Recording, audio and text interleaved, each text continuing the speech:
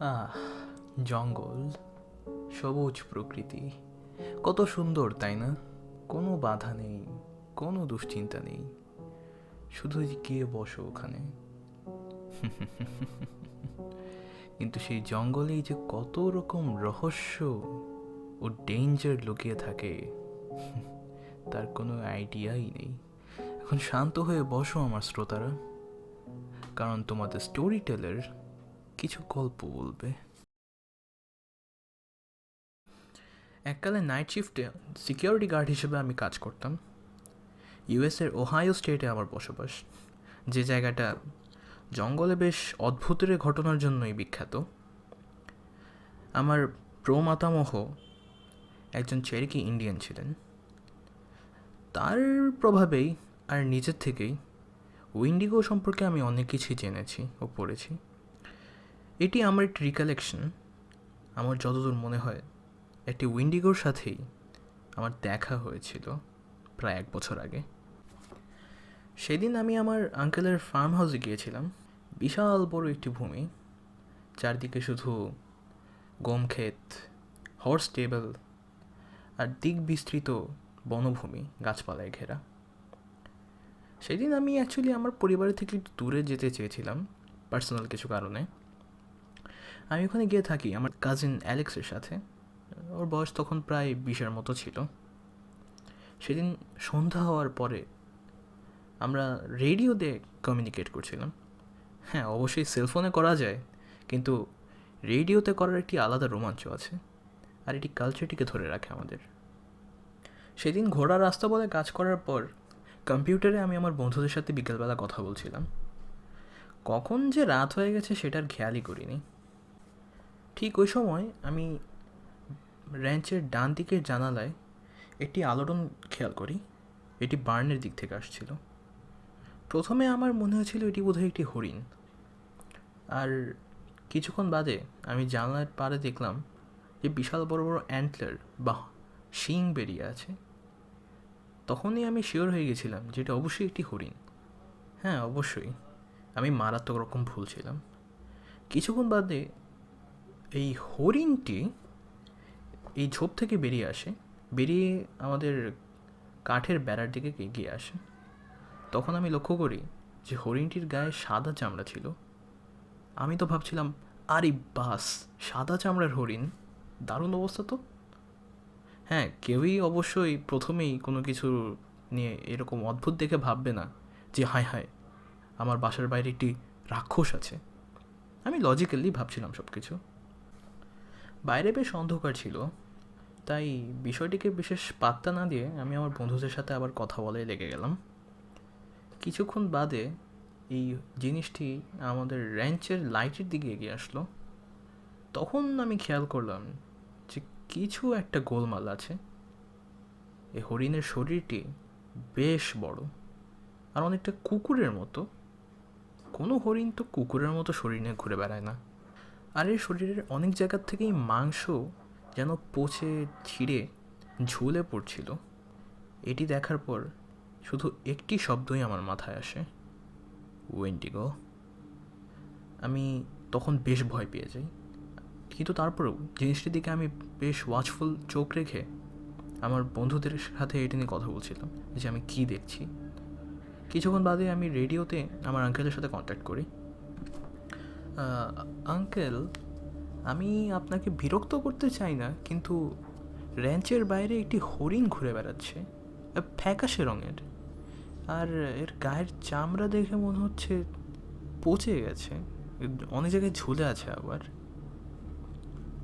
আমি জানি না আঙ্কেল এসব বিষয়ে কোনো রকম বিশ্বাস রাখে কি না, তাই আমি তাকে ডাইরেক্টলি বলতে চাই না যে আমি বাইরে একটি উইন্ডিগো দেখছি। কে জানে, সে হয়তো আমাকে পাগল ভেবে নেবে, তাই এসবের কোনো দরকার নেই। আমি তাকে সিম্পলি যা দেখছি তাই বললাম। বুঝতে পারলাম আঙ্কেল অন্য একটি লাইনে অ্যালেক্সের সাথে কন্ট্যাক্ট করছে। কিছুক্ষণ নিস্তব্ধতার পরে আঙ্কেল আমার লাইনে ফেরত এসে বলল যে তারা ফিরে আসছে র্যাঞ্চে ঠিক এই মুহূর্তেই। আমি কখনো আঙ্কেলের গলা হঠাৎ করে এত সিরিয়াস হয়ে যেতে দেখিনি। আমার কাছে তখন বিষয়টি আরও অদ্ভুত লাগা শুরু হলো।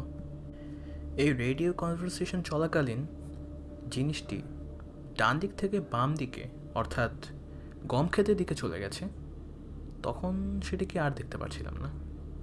কিন্তু তখন আমি আশা করছিলাম আঙ্কেল ও অ্যালেক্স যেন তাড়াতাড়ি ফিরে আসে। জিনিসটি হঠাৎ করে ঘরের ভেতরে ঢোকার চেষ্টা করুক, এইটা আমি কখনই চাব না। কিন্তু আঙ্কেল এসে পৌঁছবার আগেই আমি জন্তুটিকে আরেকবার দেখতে পাই। সে গম ক্ষেতের ওই দিকেই বাম দিক থেকে আবার আবির্ভূত হয় আমার চোখের সামনে। জন্তুটিকে দেখে মনে হলো এটি বার্নের প্রতি বেশ ইন্টারেস্টেড। এমনিতে যে বলে উইন্ডিগোর হলুদ চোখ থাকে, আমি বেশ কৃতজ্ঞই ছিলাম সৃষ্টিকর্তার কাছে যে সেই হলুদ চোখগুলো আমাকে তখনও খেয়াল করেনি। সেটি আস্তে আস্তে বার্নের দিকে চলে যায় আমাদের ফেন্সটিকে ছাড়িয়ে। আমি প্রতি মুহূর্তই জন্তুটির দিকে চোখ রাখছিলাম। জন্তুটিকে দেখলেই আমার অ্যাড্রেনালিন কিক করছিল। ভয়ে প্রতি মুহূর্তই আমার বুক ঢিপ ঢিপ করছিল। কিছুক্ষণ বাদে জন্তুটি বার্নের দিকে চলে যায়। বার্নের দরজায় সে কতক্ষণ যাবৎ নাড়াচাড়া করে, কিন্তু দেখে আমার পরে মনে হলো জিনিসটি বেশ বিরক্ত হয়েছে বার্নের ভিতর ঢুকতে না পারার কারণে। 30 সেকেন্ড পরে সেটি সেই ঝোপের কাছে আবার ফিরে আসে, র্যাঞ্চের ডান সাইডে, যেখানে আমি একে প্রথমবার দেখি। প্রথমবার জন্তুটি দু পায়ে দাঁড়িয়ে যায় ফেন্সটিকে পার করার জন্য, আর সেই মুহূর্তেই সেটা হঠাৎ করে যায় থেমে। জন্তুটি ঠিক আমার দিকেই তাকায়, কিন্তু সৃষ্টিকর্তার কৃপায় তখনই আমার আঙ্কেলের গাড়ির হেডলাইট এসে পড়ে রয়েছে। হ্যাঁ, তারা তখনই চলে আসে। গাড়ি থেকে আঙ্কেল ও অ্যালেক্স নেমে আসে। আঙ্কেলের হাতে একটি বন্দুক ছিল। তিনি এসেই সঙ্গে সঙ্গে উপরের তলায় চলে যায়। উপরের থেকে অ্যালেক্সের হাতে একটি বন্দুক দেয়, আমার হাতে একটি দেয়, ও তার হাতে তার নিজস্ব বন্দুকই থাকে। আঙ্কেল তারপর আমাকে ও অ্যালেক্সকে বাড়ির আলাদা আলাদা জায়গায় পোস্ট করে। এই জিনিসটা আমাকে বেশ টেরিফাইড করেছিল।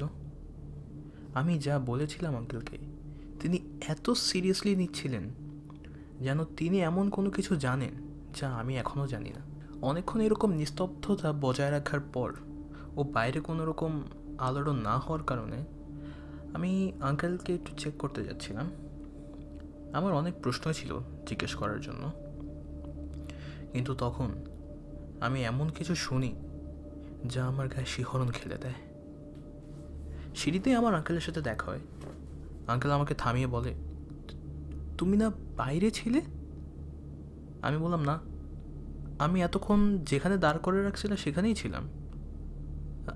আমি তো স্পষ্ট শুনলাম আমাকে তুমি বাইরে থেকে ডাকছো, তাহলে বাইরে কি ছিল? আঙ্কেলের মতে আমি বাইরে ছিলাম, আমি বাইরে থেকে তাকে ডাকছিলাম। আমি নাকি বলছিলাম যে আমি কিছু একটা খুঁজে পেয়েছি, এটা এসে দেখে যাও। আমি বাইরে পেছনের দরজা খোলার কথা বলছিলাম তাকে ডেকে। এটি সে অনেক সিরিয়াসনেসের সাথে বলে যে কোনো মতেই এই মুহূর্তে কেউ ফাজলামো করবে না। এই কথা শোনার পর আমার শরীর রীতিমতো কাঁপতে শুরু করে। আমরা অ্যালেক্সকে তখন বিষয়টা জানাই। তারপর ফুল অ্যালার্টে আমরা সারা রাত জেগে থাকি। ততক্ষণ পর্যন্ত আর বাইরে কেউ বের হয় না, যতক্ষণ না পর্যন্ত সূর্যের আলো বন্যার মতো বাড়ির ভিতর বয়ে যাচ্ছিল।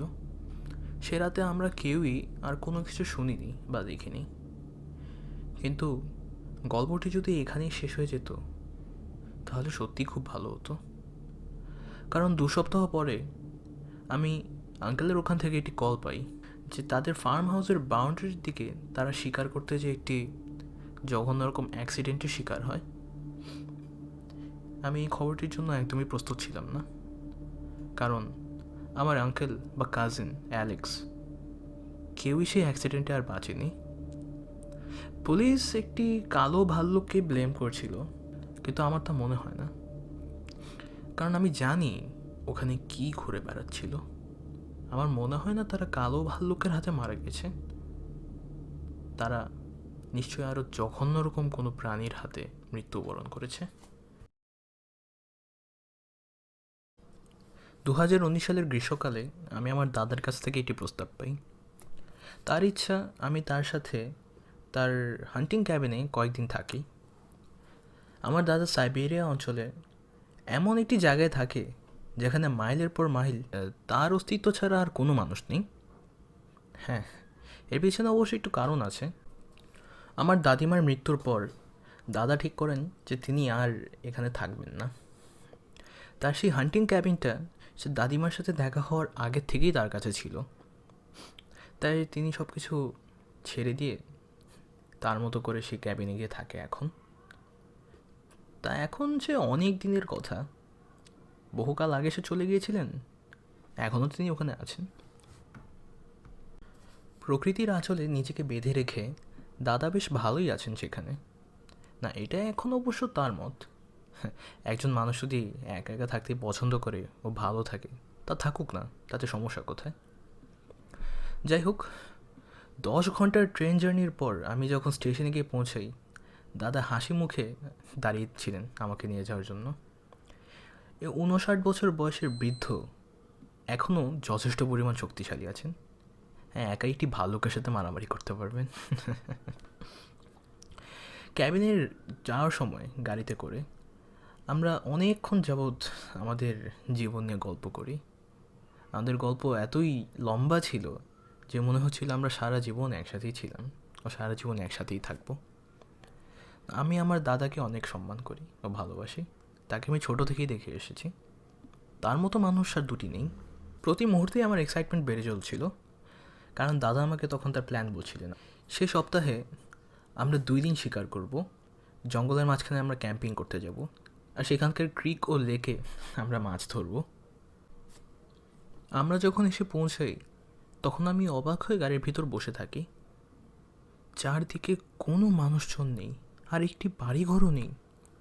শুধু যেদিকেই তাকায় সেদিকেই গাছপালা ও গাছপালা, পুরো আউট অফ সিভিলাইজেশন।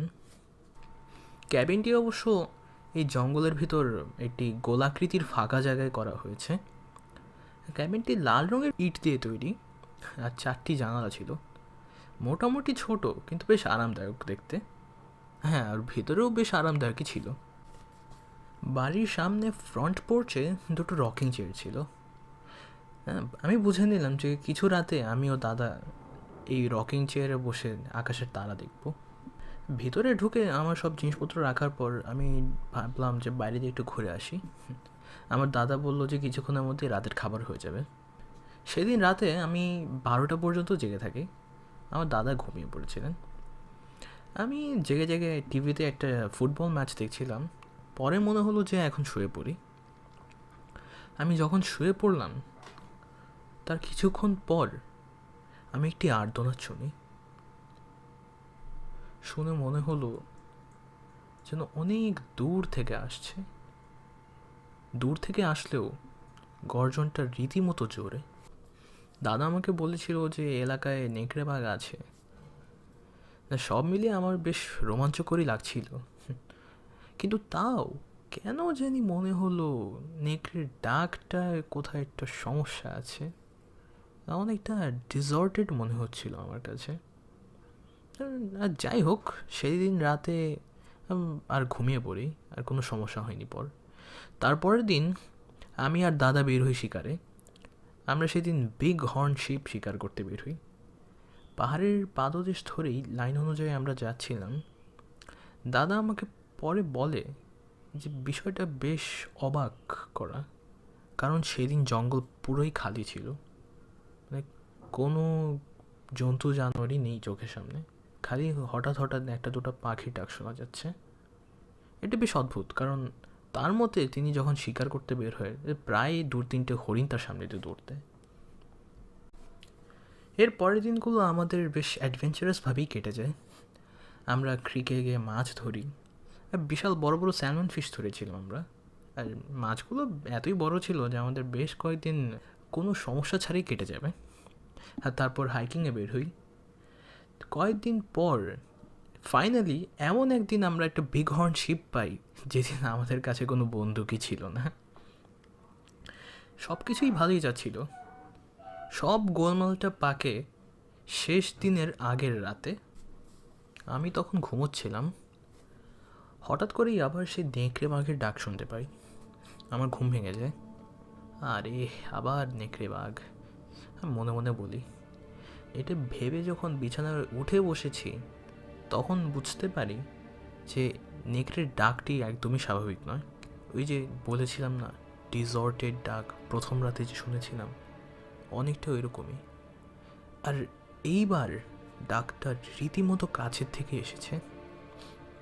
আমার বেশ চিন্তা হলো, কারণ এরিয়ার ভিতরে যদি একটা নেকড়ে বাঘ ঢুকে পড়ে আর এটা বাসার বেশি কাছে আসার মতো সাহস পেয়ে যায়, পরে অনেক সমস্যা করতে পারে। কারণ নেকড়ে বাঘরা বেশ টেরিটোরিয়াল প্রাণী হয়ে থাকে। তাই আমি ভাবলাম যে দাদার শর্টগানটা নিয়ে আমি একটু স্কাউট করে দেখে আসি, আর যদি চান্স পাই নেকড়ে বাঘটাকে এখান থেকে সরিয়ে দেব। পরে অবশ্য দাদার রেমিংটন 700টা আমি নিয়ে গিয়েছিলাম। প্রথমে মনে হলো যে দরজাটা হালকা করে খুলে স্কোপটি অ্যাডজাস্ট করে দেখি যে প্রাণীটিকে দেখতে পারি নাকি। কিন্তু দরজা যখন খুলি একটুখানি, ডাকটি এত জোরে শুনতে পাই যে আমার মনে হচ্ছিল কানের পর্দা বোধহয় ফেটে যাবে। আমি ভাবছিলাম যে দাদা এর ভিতরেও ঘুমিয়ে আছে কেমনে। আমার তখনই উচিত ছিল দাদাকে গিয়ে ডাক দিয়ে তোলার, কিন্তু বোকার মতো নিজেকে সাহসী ভেবে আমি মনে করছিলাম প্রাণীটিকে বোধহয় আমি একাই ধরাশায়ী করতে পারবো। সাবধানে বেরিয়ে এসে দেখি যে আজ পূর্ণিমার রাত। চাঁদের রূপলি আলোয় ভেসে যাচ্ছিল শীতল বনভূমি। আমার মনে হলো কেন জানি আমার বাম দিকে তাকানো দরকার। আমি বাম দিকে তাকাই, কারণ আমার মনে হচ্ছিল যে কোনো কিছু আমাকে দেখছে। বাম দিকে একটি বার্চ গাছের পিছনে আমি একটি চেহারা দেখতে পাই। চেহারাটা নেকড়ে বাঘের মতোই ছিল। সমস্যাটা ওখানে ছিল না, সমস্যাটা ছিল এই যে চেহারাটা মাটি থেকে সলিড 8 ফিট উপরে ছিল। এর হলুদ চোখগুলো জ্বলজ্বল করছিল চাঁদের আলোয়। আমি আমার বন্দুকটি তাক করি, কিন্তু আমার স্কোপের দরকার হয়নি, কারণ প্রাণীটি একদম আমার সামনেই ছিল। কিন্তু তাক করার কিছুক্ষণ পরেই প্রাণীটি গাছের আড়াল থেকে বেরিয়ে আসে। তখন দেখতে পাই যে প্রাণীটি দু পায়ে দাঁড়িয়ে আছে। আর কোনো নেকড়ে বাঘের শরীর তো মানুষের মতো হয় না, আর মানুষের মতো হলেও দেখে মনে প্রাণীটি মনে রীতিমতো জিম করেছে। আর কি ভয়ঙ্করই না ছিল সেই প্রাণীর দৃষ্টি। এর হাতের থাবাগুলো এতই ধারালো মনে হলো যে তার এক ঘায়ে একটি মানুষ দুভাগে ভাগ হয়ে যেতে পারবে। সেই মুহূর্তেই প্রাণীটি আবার মুখ খুলে সেই ডিজর্টেড গর্জনটি ডাকলো। আমি এই লেভেলে এখন এতই ভয় পেয়ে যাই যে আমি না দেখেই বন্দুক চালিয়ে দিই। আমি শিওরও ছিলাম না যে আমি যে ফায়ার করলাম সে শটটি গিয়ে লেগেছে কি না। আমি জাস্ট ফায়ার করার পরেই উল্টো দিকে ঘুরে দৌড় দিই বাড়ির দিকে। ঘরে ঢুকে আমি কোনো মতে দরজা লাগিয়ে দিই। তখন দাদা উঠে আসেন। কি হয়েছে বাবা? সে বেশ চিন্তিত স্বরেই বলেন, অবশ্য রাশিয়ান ভাষায়। সে বন্দুকের আওয়াজ শুনেছে, আমার হাতে বন্দুকও দেখতে পারছেন, আর আমার চেহারায় সেই ভিতরতো এক্সপ্রেশনও দেখতে পারছেন। আমি তাকে বলি, দাদা বাড়ির বাইরে কিছু একটা আছে। যখন আমি বলছিলাম তখন আমি দরজায় কান দিয়েছিলাম কিছু শোনার আশায়। তখন আমি শুনতে পাই খস খস একটি শব্দ হচ্ছে। বুঝতে পারলাম যে জন্তুটি তার বিশাল থাবা দিয়ে দরজায় আঁচড় কাটছে। কিছুক্ষণ বাদে এটি বেশ খড়খড়ে আওয়াজ আসে, কিন্তু এই শব্দটি আঁচড় কাটার শব্দ নয়, এটি একটি প্রাণীর গলা থেকে আসা আওয়াজ। শব্দটি শুনে মনে হলো যেন টিনের বাক্সের ভিতর হালকা হালকা নুড়ি পাথর কেউ নাড়াচাড়া করছে। কিন্তু আর একটু অদ্ভুত শব্দটা অনেকটা মনে হলো যেন কথা বলার চেষ্টা করছে সেই শব্দটি। এটি অবশ্যই সেই প্রাণীর গলার আওয়াজ। আমার দাদা শব্দটি শুনে চমকে যায়, তার মুখ পুরো ফ্যাকাশে হয়ে যায়। তখন সে প্রায় ফিসফিসিয়ে একটি কথা বলে, এটি আবার কেন এসেছে এখানে? আমি বুঝতে পারলাম যে দাদার এই প্রাণীটির সাথে বেশ ভালোই পরিচয় আছে, বা আগেও এই প্রাণীটি নিশ্চয়ই দাদাকে বিরক্ত করেছে। দাদা তাড়াতাড়ি করে তার গান কেস থেকে একটি AR-15 বের করে আনেন। আর আমার হাতে সেই রেমিংটন 75টাই থেকে যায়।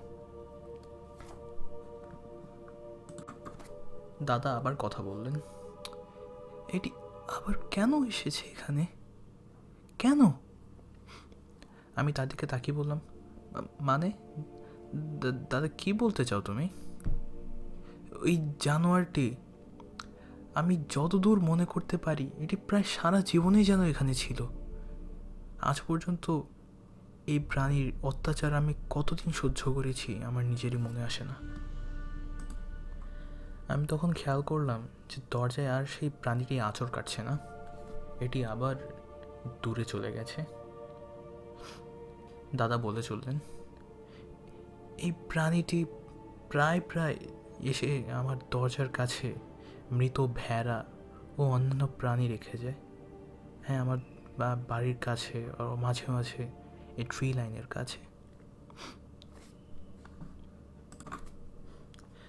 দাদা, আমাদের এই জায়গা ছেড়ে চলে যাওয়া উচিত।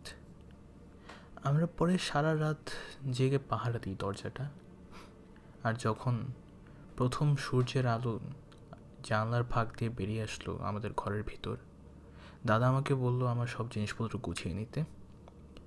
তারপর তিনি আমাকে স্টেশন পর্যন্ত নিয়ে যান। আর যে ট্রেন আমাকে মস্কোতে নিয়ে যাবে সে ট্রেন আসতে একটু দেরি ছিল, ততক্ষণ পর্যন্ত দাদা আমার সাথেই থাকে। আমি যে কত চেষ্টা করেছিলাম দাদাকে আমার সাথে নিয়ে আসার, কিন্তু তিনি বললেন যে সেই জায়গা ছাড়ার তার কোনো ইন্টেনশনই নেই, সেটি তার বাড়ি। আর সেখানে অন্য কোনো প্রাণী এসে যে আস্তানা গাড়বে সেটা তিনি হতে দেবেন না এত সহজে। Russian after all. আমি যখন বাড়ি ফিরে আসি, আমার বাড়ির লোকজন স্বাভাবিকভাবেই বেশ অবাক হয়ে যায় আমাকে দেখে। হ্যাঁ, বোঝাই যায়, কারণ আমার তখন আরও একদিন থাকার কথা ছিল। একদিন আগে ফিরে আসার কোনো কথা ছিল না আমার। আমি তাদেরকে বলি যে ক্যাবিনে দাদার ওখানে কিছু সমস্যা হওয়ার কারণেই দাদা আমার ভালোর জন্যই আমাকে পাঠিয়ে দিয়েছে এখানে।